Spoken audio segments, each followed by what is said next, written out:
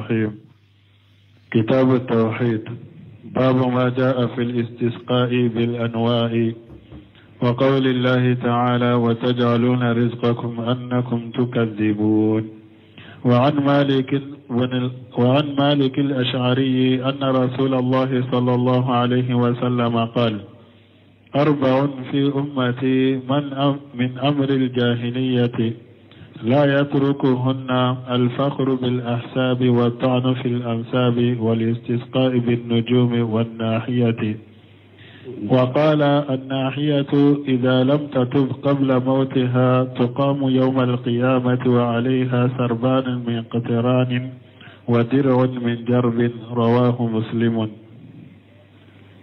بسم الله الرحمن الرحيم، والصلاة والسلام على نبينا محمد وعلى آله وأصحابه وسلم تسليما كثيرا. سبحانك لا علم لنا إلا ما علمتنا إنك أنت العليم الحكيم. أستغفر الله الذي لا إله إلا هو الحي القيوم وأتوب إليه. اللهم انفعنا بما علمتنا وعلمنا ما ينفعنا وزدنا علما. بيه عرب سوية هجرية بكالوري كمناني أن بناني أن ولم فلا شهر ربيع الآخر من هجرة سنكالونانينا بسنية وبسبناي ميلادي نصارو كجاتي بافلاني مغاني دورو سنكالو تنا بسنية ومغاني فلاني أمبي دولة بمسجد رجاء وأمبوكونو درسوا الشيخ الإسلام الإمام محمد بن عبد الوهاب أكا كتابو كونو كتاب التوحيد. Bonda minna ko minnana ka sanji nyini sanji unali ko dambi kata doloma ambo bonda de la bersu temene anye muqaddima anyo kala biyamba tayrojuma wa qawlullahi ta'ala وتجعلون إرزقكم أنكم تكذبون. يالا ني آية ما سرهون أني ني آية سرهون دي أمبي ولي يرمي. والنبي مالك الأشعري رضي الله عنه قد سمع نبي مالك الأشعري ملك جيكبواما أن رسول الله صلى الله عليه وسلم ko alaka ci da alaka tanuna kishi baka ko qala ko 4 fi ummati min amri jahiliyati ci den ko nani be aleka mantuna nu ba uke ko nani jahilu ka kode la yatrukuhunna mantun fana jama kulu totoy na yasur mantuna do ye ko nani bila ibasire chiden kamantona dobe konaninke utu kelitoy ni hari do ya to iba do soro chiden kamantola ube konaninke konani nye jumani jahili kodo nube mantondo bolo al-faqru bil ahsab ka waso nyogonya kay waso nyogomani dambewe anka kabila kanyi katema kwa kabila ka unka kabila betende au ka kabila bete ni jahili kode mechiden ko manton fana dota bilade abu lade ubake ni nye foloy fulana watanu fil ansabi anika mo ka dambel lagos beye munye ni musofi mandente eye munne ni ninte kamogo ka dambe sabute eye ninde au ka dambe ninde au ka kabila ninde ku lagosi ni ne fulana sabana walisi shiqa'u bin nuzumi anika sanji nyinu kani dolowe sanji nali ka dambe kata doloma ninde sabana nalina unniyahatu anika kuloka kasi sula katoka suka bara nyuma ujate ni sufa turaka kuloka kambo kakasi katoka ka baranyuma jate kufo jahili kodore me ciden ko manton ta toyde no do ya to do bake wa qala ciden ko naihatu ija lam tatubu akum musummin ko ni benin kasi sugu ke sula na sara na matubi qabla mautiha ni muso sugu munun beninke ni su fatura nu be kulo be kasi be taka botoka suka konyuma fo ciren ko ni muso munun boke ni umu odabila sanu kasa tuqamu yawm alqiyamati ni muso sugu be wula ka kabru kono qiyama do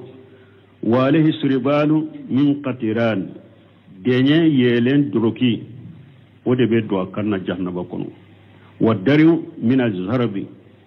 ani droki ba zarabi bana sugu do de na ya hada maden sorabi fari kuru ifari kuru bi ikiba ngenya odoro kibe do ikanna rawahu muslim hadisa yumbo qawluhu ni hadisa ko ni aya kono kata hal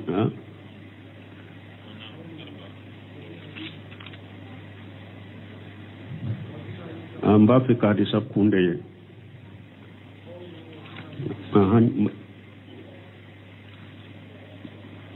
وقوله في حديث أبي مالك نتيدن أبي مالك كحديث كنو أربع في أمتي الفائدة من قوله أربع ليس الحسرة نتيدن حديث كنو فناني فائدة نيرو لك فناني من فورا لا ليس الحسرة ما نتيدن كاليان ينتي kafon nin konnani doronde jahilu ko wurete nin konnani te akalla nyini toye li anna hunaka ashiya tusarikuha fil ma'na parce que ko do be ununi ewa nin konnani be nyogon soro manala wa inna ma yaqulu nabi sallallahu alaihi wasallam zalika min babi hasr al ulumi wa jam'iha bit taqsim wal adad ci dañu nani fode pour ka doni jo fara ñugonka sebawye ka doni do fara ñugonka sebawye bi taqsim wal adadi ni e watilaliye ani jate pour ubeshe ka famu jonna chogomi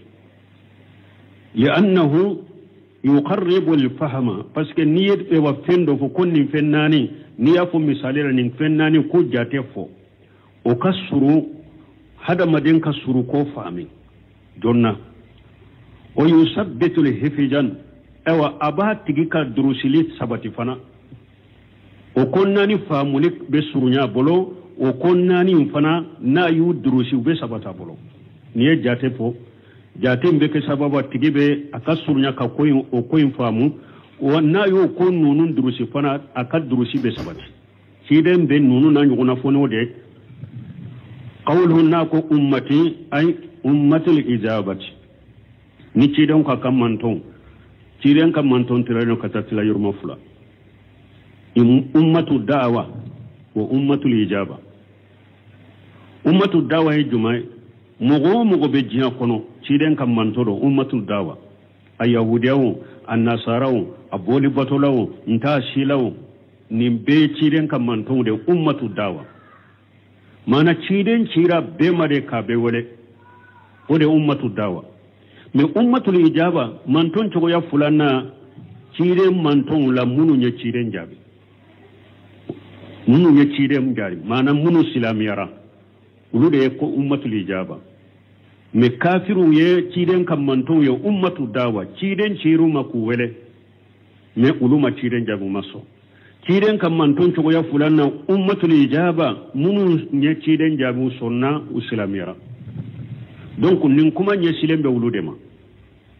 ciden kam manto munu ciden jabi islamaw nin kuma nye silen be wulude na ko ummati akam be wulude ma ummati al ijabat qawluhu min amri al jahiliyati ni ciden ko jahili kodo amrun huna bi mana sani mana jahilu kakko ay misani al jahiliyati ko nanu be jahilu kakko de wa huwa wahidu al umur minye amru alwahidu min al-umuri mana ko kele wode sanu ewa amru ye mana ka ko wahidu al-umuri ni ko udola kele ko udola kele walaysa wahid al-awamiri la nyinite ko ewal nyamari fenkele لأن واحد الأوامر طلب للفعل على وجه الاستيلاء parce que minye awa nyamari ko kele o korore ka hada maden nyamara ni fendoye ni iba tigika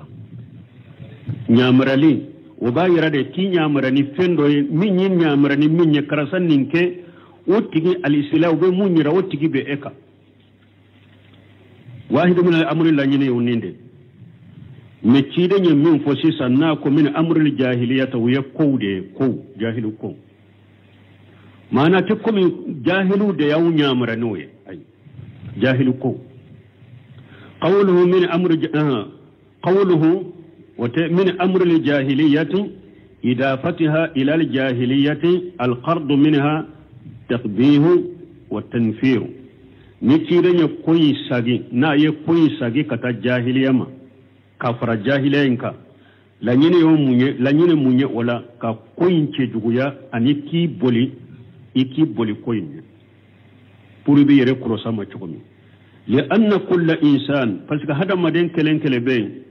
yuqalu fi'luka fi'lul jahiliyati la shakka annahu yaqdabu hada made be ni kwama ika komin fulani ne jahilu kode abedimi parce que mo site jahil ko fe donc ko da to cire nye ko nani sagi kata jahiyama pour ku ce juguya hada maden nye qur'ani be boli munye chobe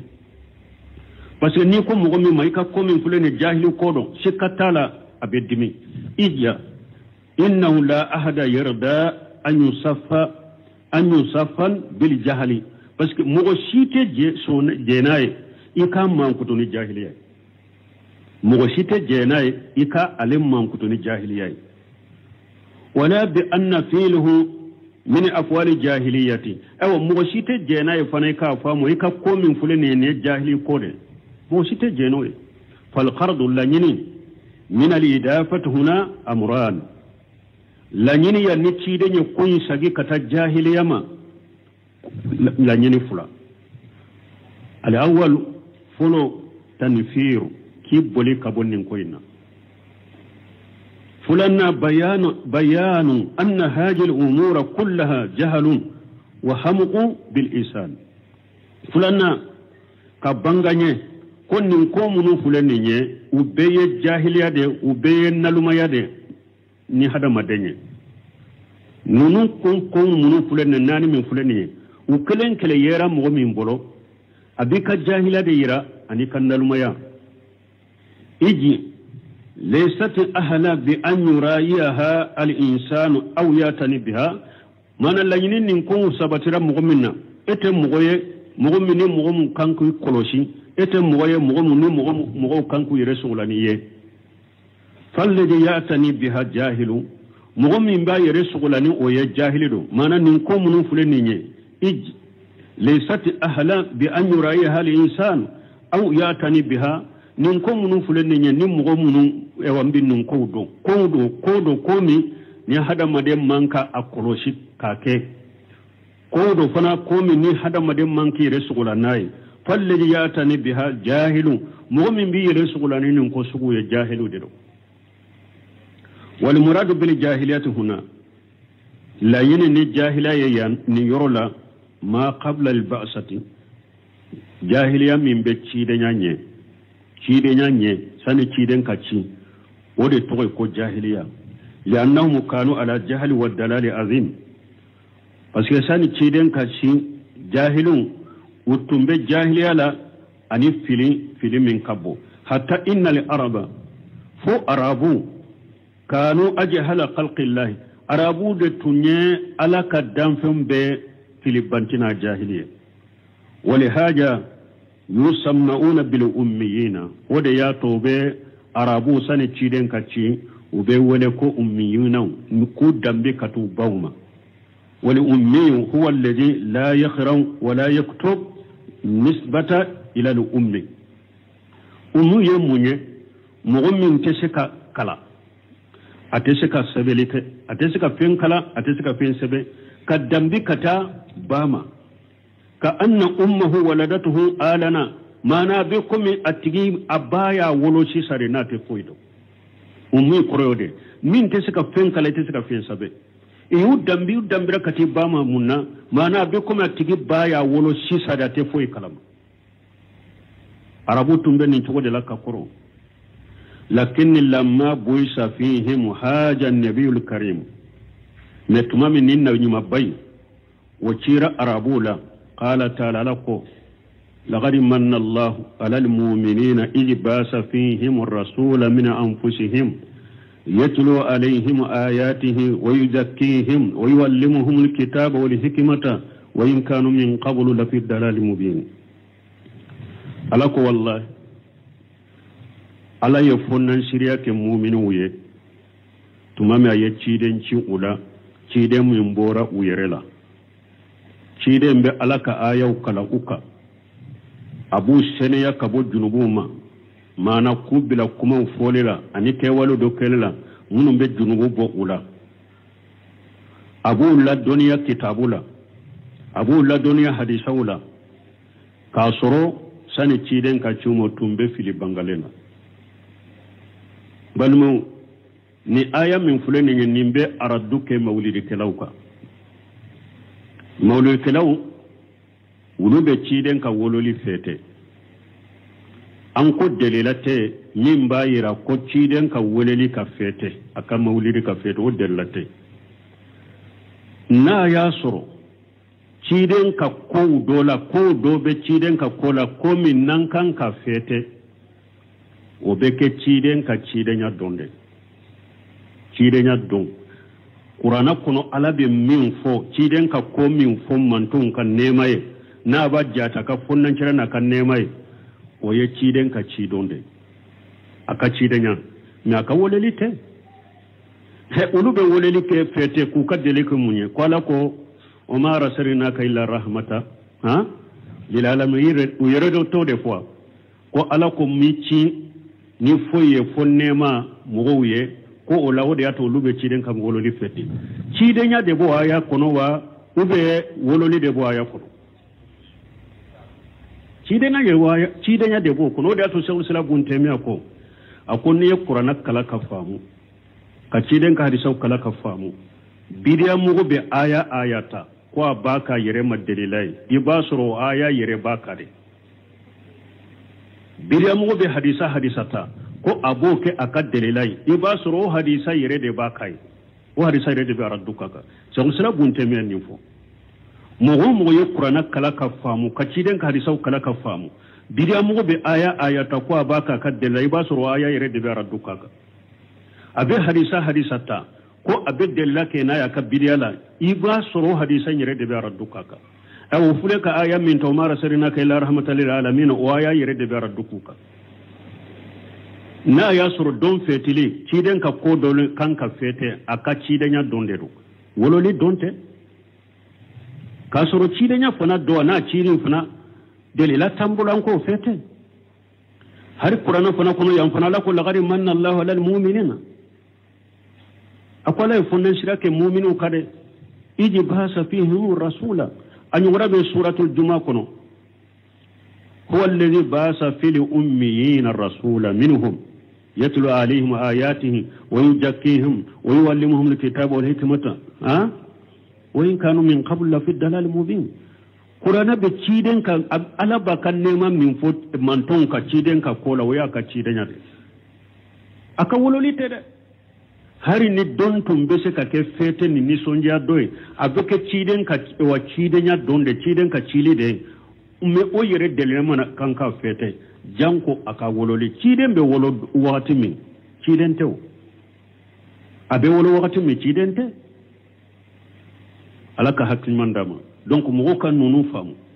ndella ka kutuba do ke amena mawlidi wakati nyenne aya fo ko ube min fete ko chiden ka wololi do ko fete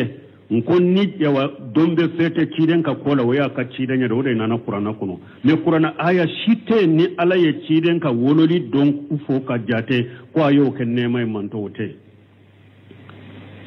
karamo do ya kutubal ame addo abora Qur'ana dursi bagade do ayrena ka kalande ndudo ako ciala akon mawludu ko ne tumba ka bindu sukun kono akon me efule kan nin dalila munun fo ciala ciden ka woleli de nema amma aka ciden ya do aka ciden ya de nema fora Qur'ana kono ciala yemmin fo aka wololi o nema ma fo Qur'ana kono ni aya koni e munun fo nin dalilaw grama uye shikadu ne dusukun kono mawludu kola yo ko hare biala ka dafa ka shikan yere boy ka dankanya dima ko bidiyaro alaka hakiman dama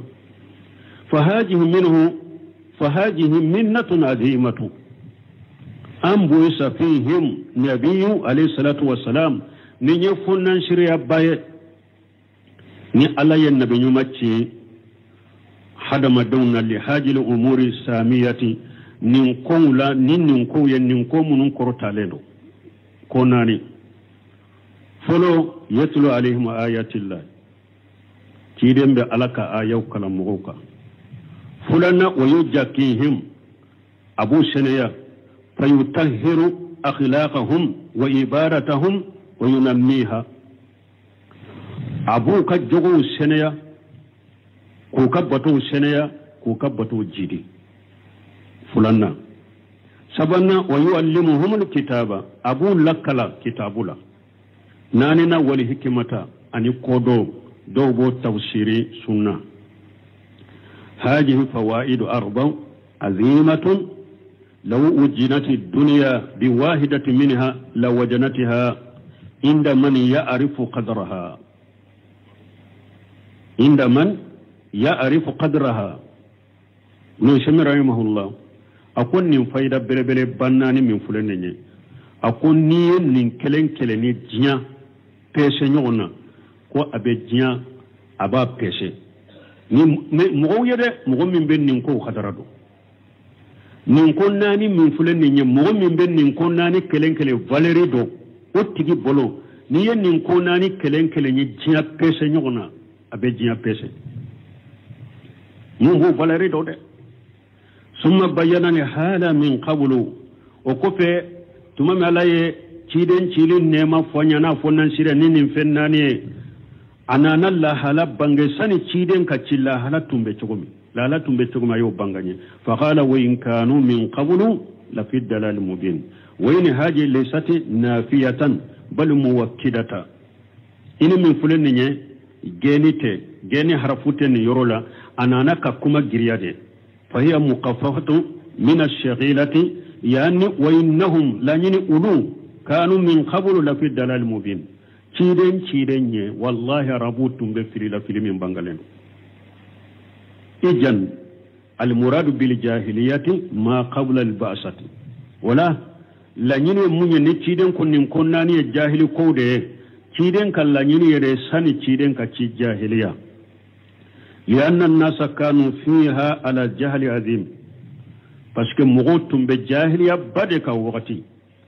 فجهلهم سامل للجهل في حقوق الله وحقوق عباده وكجاهلية ووقت جاهلية دو جاهلية دو على كحكولا جاهل دو وقت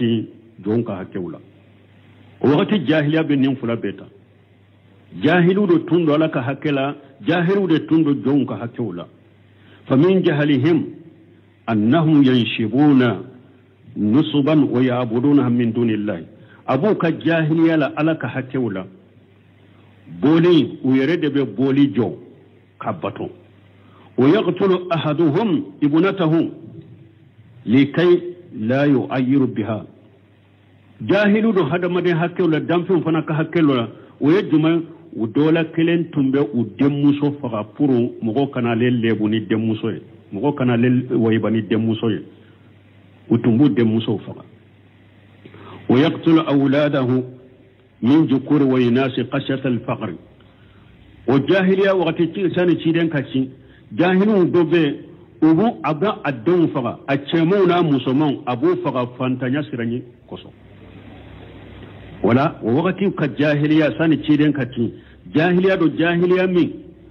jahilu do tundo kata alaka hakema jahilu tundo kata jonka hakema ube bolu joku bato ka far alaka ube ewa u demuso faga ko demuso ko na balole buro ko lebu dedo ubu u don faga cemana musomo fantanya sirani kama قولهن لا يتركونهن ناكو أتوتو والمراد لا يتركون كل واحد منها باعتبار المجموع بالمجموع معنى ننفناني مانتون تن ننفناني مبتوي سياكله بو مانتون فنا بيتو توي معنى فناني أتكمي كوبو بكي إباسرو ni ewa ciden ko tu toye ate komu manton to ni fennanu bettoye ubu beke sinya kele ay abese ga ke fennanu ubo do de ke uto doke ni nyekele fulanna na ko manton tu toye manton fana bete ko tu toye ibasur manton do be uten ni ko nani ke manton fana do be tu toye la nyine ninde na ko bi itibari majmu' bil majmu' la nyine yo ode بأن يكون كل واحد منها عند الجماعة وثاني عند آخرين من الله يني موني باسر نكوناني مغو دوبي ودولا كلمة أو بلو يباسر الجماعة كل وربي فلان بي أو بلو جاهية كو منو فلانيني يباسر قبيلة دوبي وبي جماعة دوبي ميني اوا واسو نيغو ناني دامبي وبي ولو بلو يباسر الجماعة دو فانا بي قبيلة دوبي ni nyere ka mugo ka dambe la go sobe wulu bolo ni chogo de kata wa salisu inda akharina ibe sabana infana suru mugo wore ufe wa rabiu inda akharina ibe nane infana suru mugo do fe wa ghari saysamu hadhihi al aqsam fi al qabilati aw bisika kefana nin konnani mbe kabila do besika suru raben nin fenani mbeke o besika suru mana nin fenani min fulani ate komi mugo kelembe ubeke akaw fam ibasuru ko fulo jama do bo ake fulanna jama wore bo ke sabanna jama wore bo ke nanina jama wore bo ke ni abise ka sur kabila do fana bise ka sure fana be pen nani mbeke kabila kele wa gadi taqulu ba'dul khaba'il minha jami'a kabila do fana bise ka sure nin konnani fe fuite utashike kabila fana do be sore nin fennani situ bolo utasike innama al ummatu kamajmu'i min mantum be komi jama kelende la budda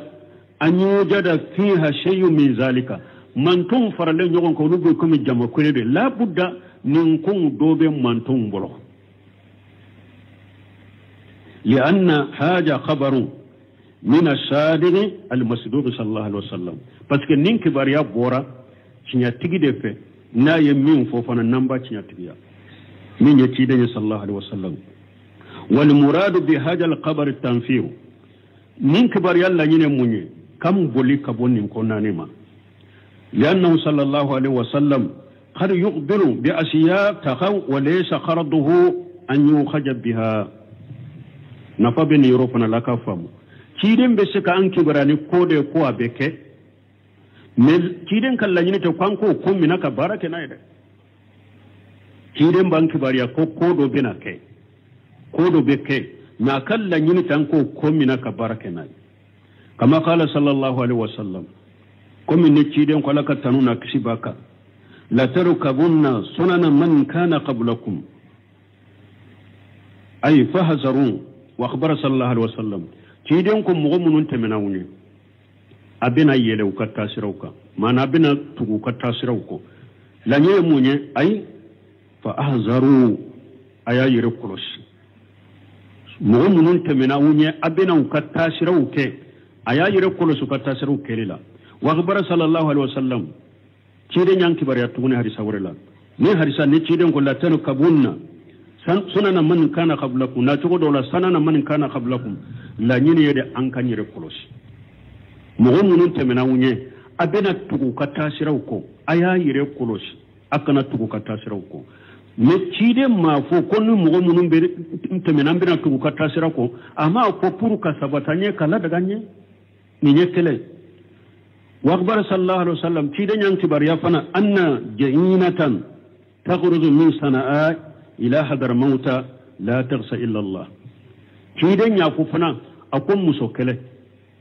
musokele mbe bo sanaa ye manika dugudo mbe bo sanaa kata hadara mauti ye manika kabtali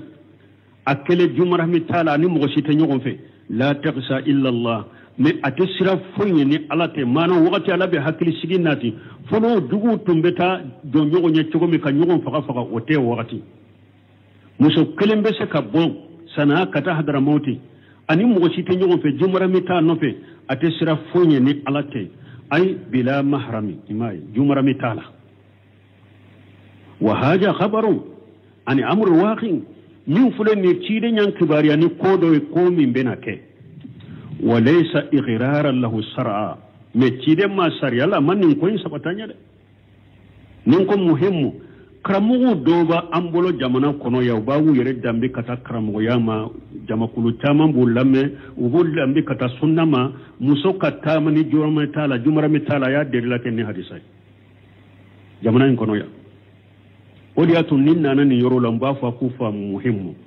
aya derila ken hadisai ko ciden ko muso kelembe bo sana'ana kata hadara mauti ko akele ko jumara mitala ko ola o yahira muso be se ka tamani jumara mitala buno semino ya hakili jiga ko ayide ciden be ko do fo ko be ke jian laba ko min be ke ciden yan kibara na wode ani ka sabate ka ladaga o te kelenya da jian laban ko do de fora ani ciden ka sabate sariala ko ci e muso ka tamani jumara mitila ko kelunte mo ko fam qawluhu nako al-fakhr bil ahsab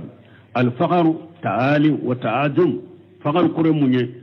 ki yere korota ki yere bonya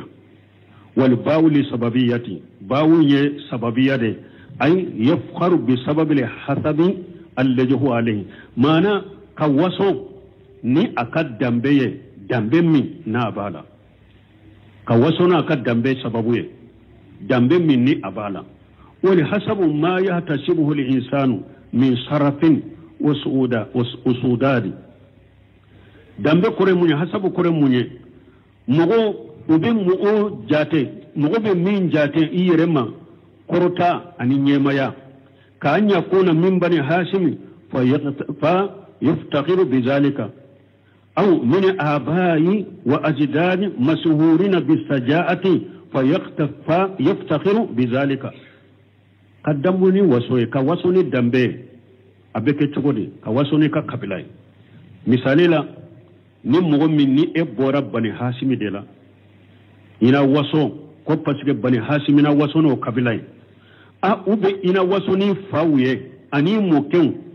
mogo min na ka fawna ka mokun u donen tundo ni e wacce farnyaye fa yaftakhiru bizalika fana na waso no we an ka kabla tunye ce farude an moke tunye se farude an fa tumbete wa haja min amri al jahiliyati من الجاهل كود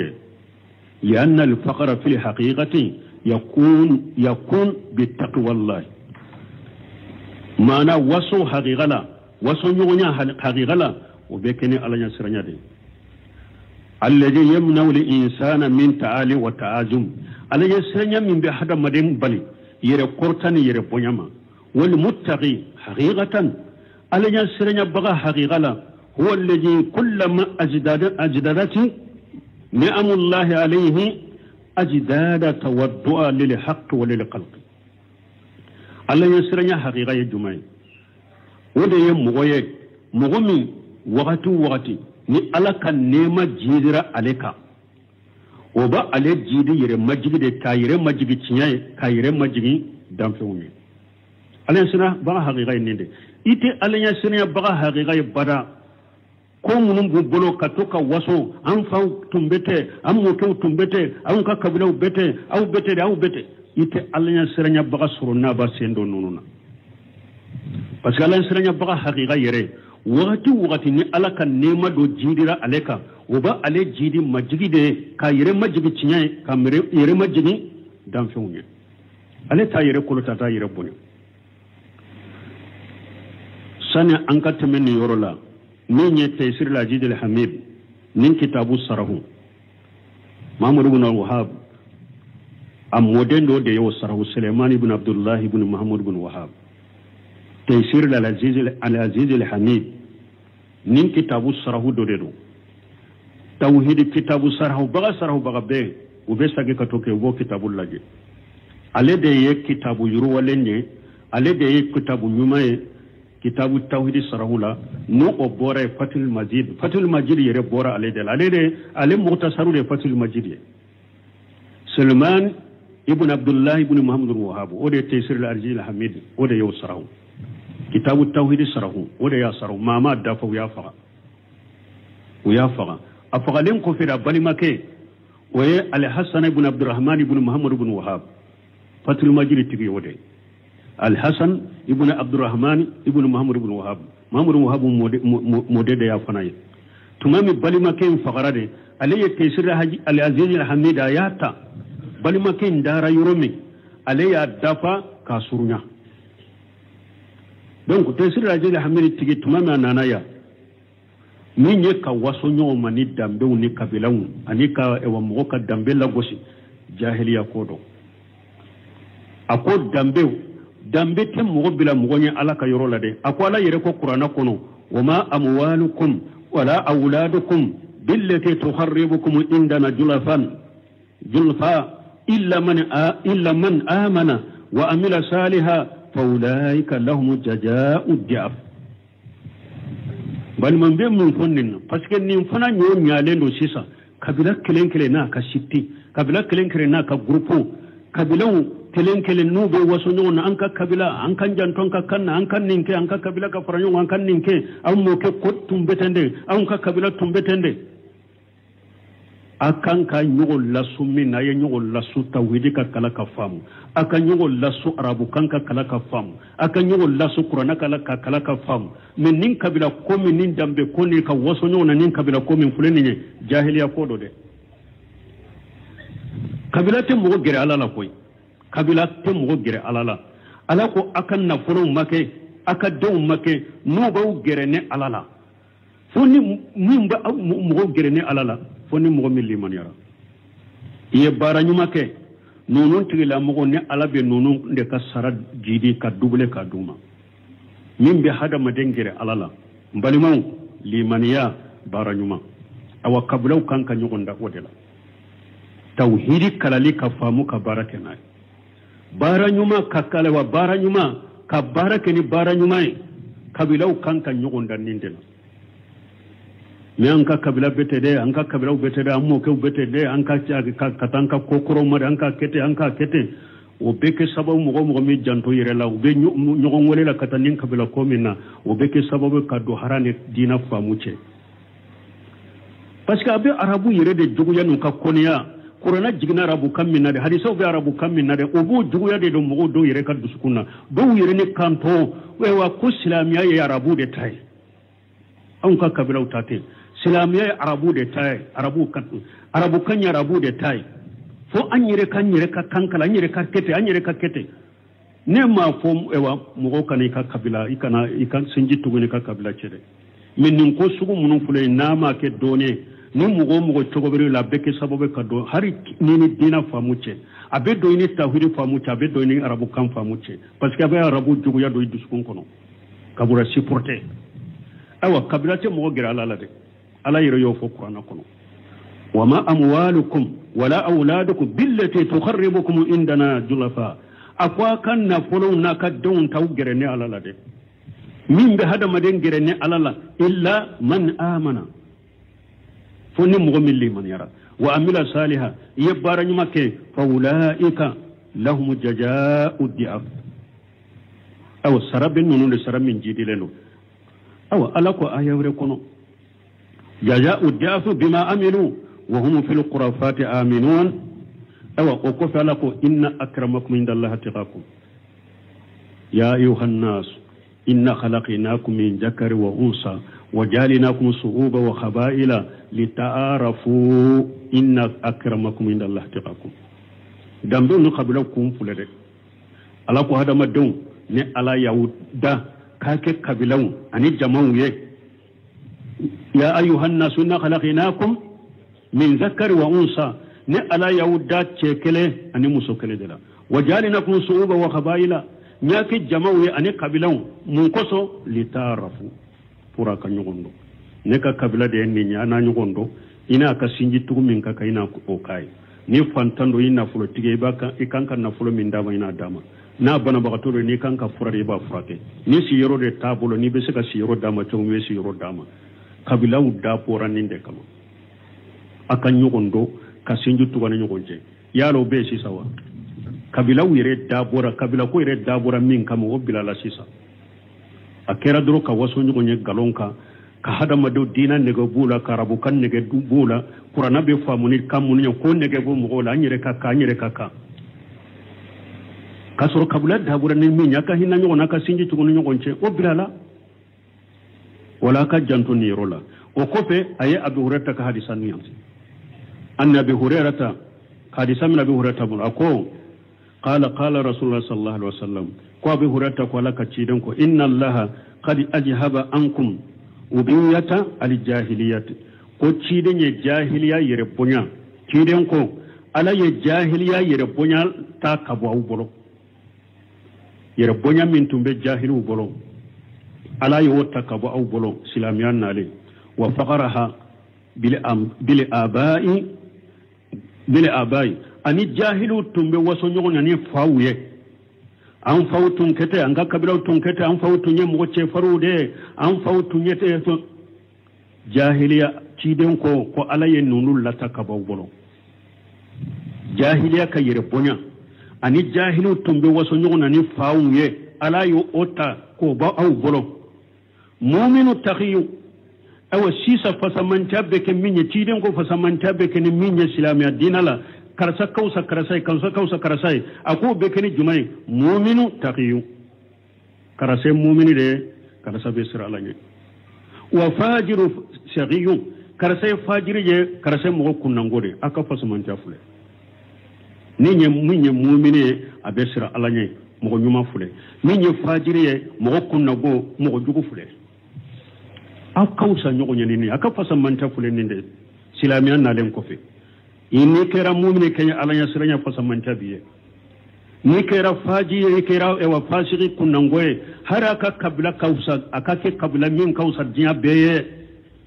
eye ewa mugoye mugomi ni fasamanta tiye mani antum banu adama o kofe kiden kontira hadisala awa akwa fule au be bora adama dela adama min turabi adama fana bora bogola he ni be hadisa yorola nafa be ni hadisala ne ciden ko abe bora adama de la waso kunye munye aw be bora ke kelendela mun naw ba fon ka sonni nyam ka sonni anyen ni aw be bora ke kelendela kele o fulana o ke kele bora minna ko fuye ni mo mi nyodo waso kuntiye bogo min turab adama bora bogodela e waso ku mogola la yad'anna irjalu harisa cide ma bilade akufu mugo da ka dabila faqruhum bi aqwami mugo ka dabila nu be wasoni mugo doye inma hum fahamu min fahmi jahannama e ba ke ka wasoni mugo doye ba soro kera jahannama logoy ka ba abake ka jani jahannama ko la hawla wala quwwata illa billah mugo do be alebe wasoni afaye ko ce farde ka soro fatu nye bori batolade fatu nye kafiride fatunte jahi e wasalli fatunte fuila ni jahiliyate e bake ka wasono ciden ko kera jahannaba logoy kaba e bake ka wasoni mugoye mun kera jahannaba logoy kaba jahannaba sargo ni jahannaba be menenuye u kera jahannaba sargo ni jahannaba be menenuye e bake ka wasoni uluye aw la yakunanna ahwana ala allah min al-ja'alani allati tadfu bi anfiha natina kufla e ba ke ka wasoni minye ba sore ba ke ka wasoni mugo do ye wulu kera jahannaba sarbo e kaba jahannaba ba ke ka meneni nunun te de be wasoni mugo nye o to wulu yewa e min ba ke ka wasoni mugo ye fana ciden ko ina dabira ube e yere na doya ala bolo komi fenya na mani mi samiyala na be bana kuta nyone na nunye ato ha ha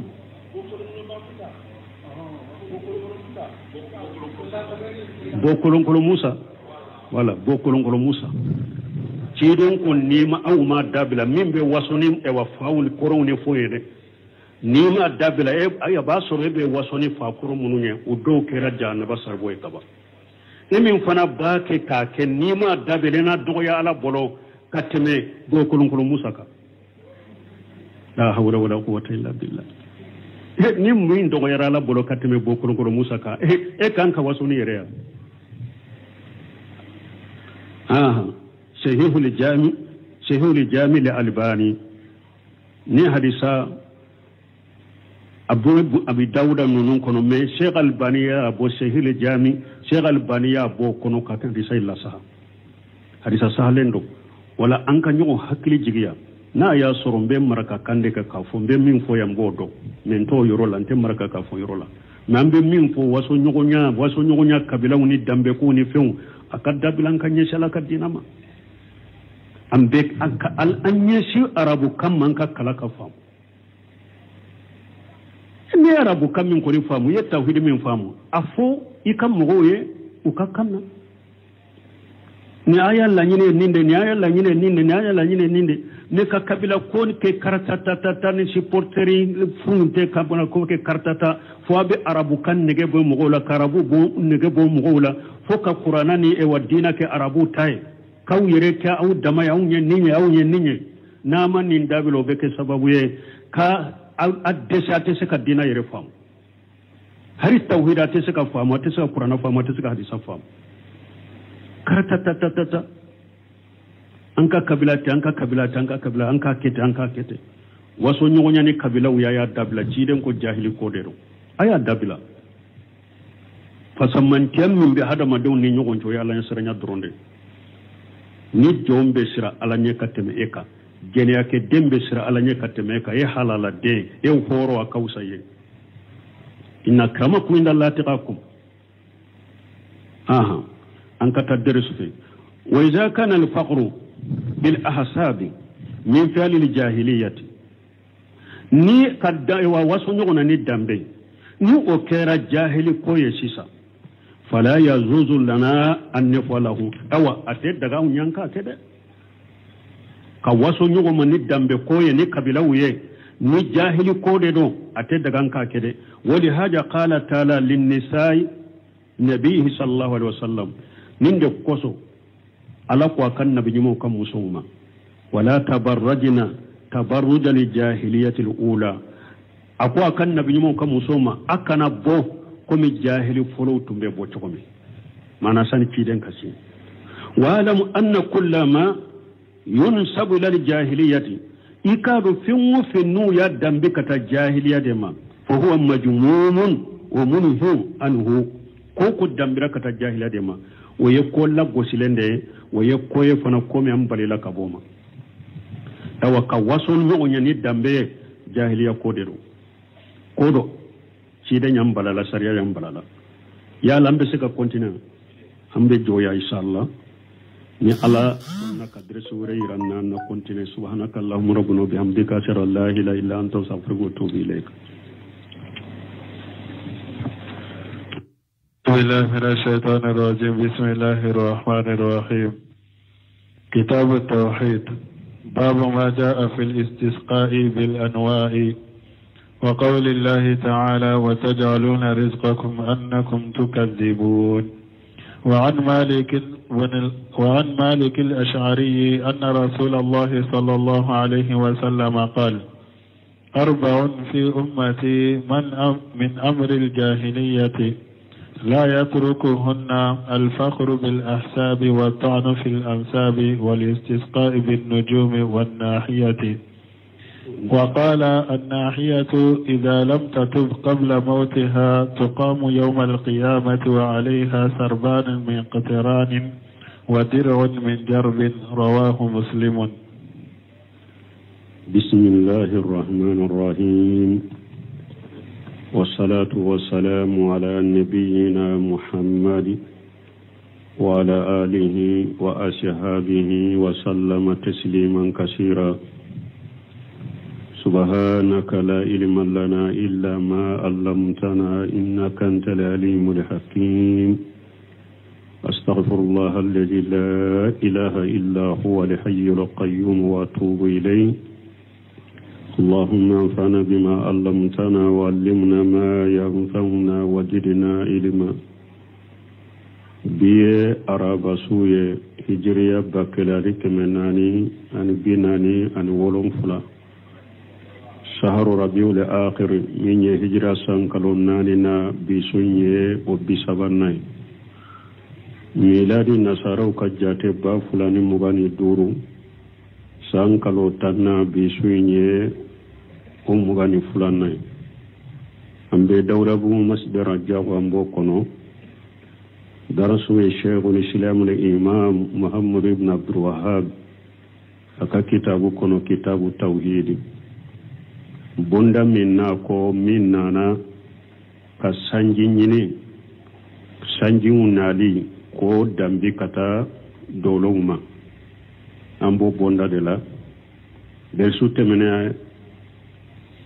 أني مقدمة أنيو كلا بيامبا تيرجما وقول الله تعالى وتجعلون إرزقكم أنكم تكذبون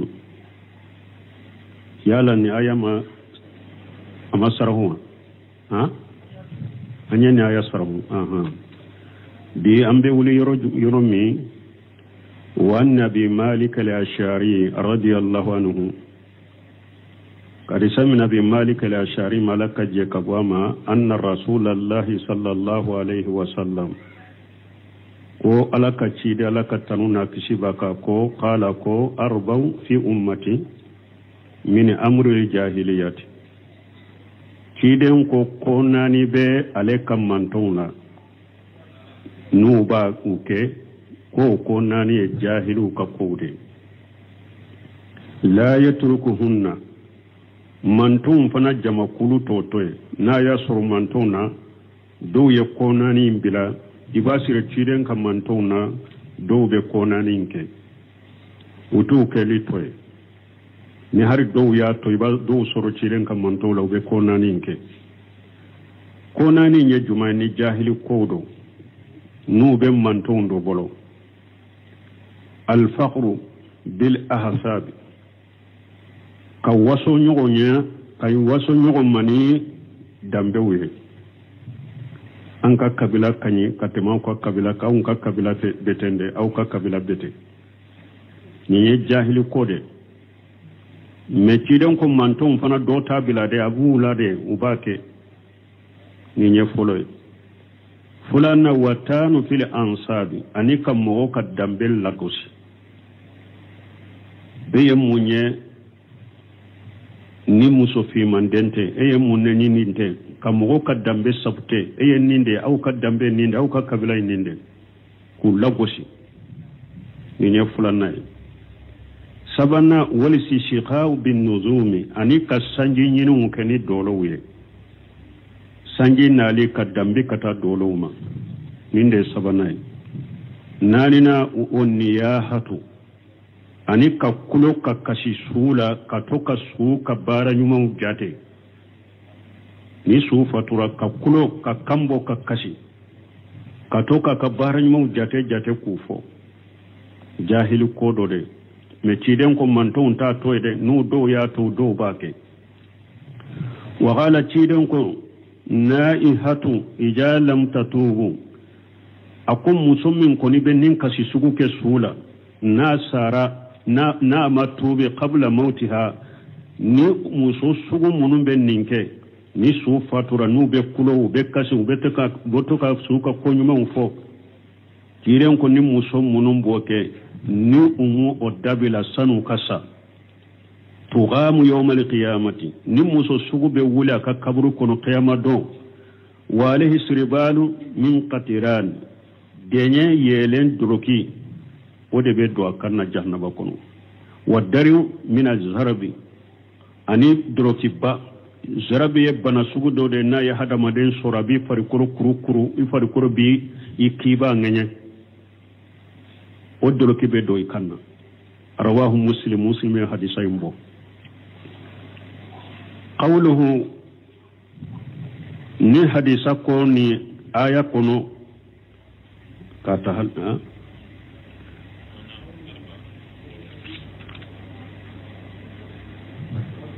amba fi hadisa kunde ye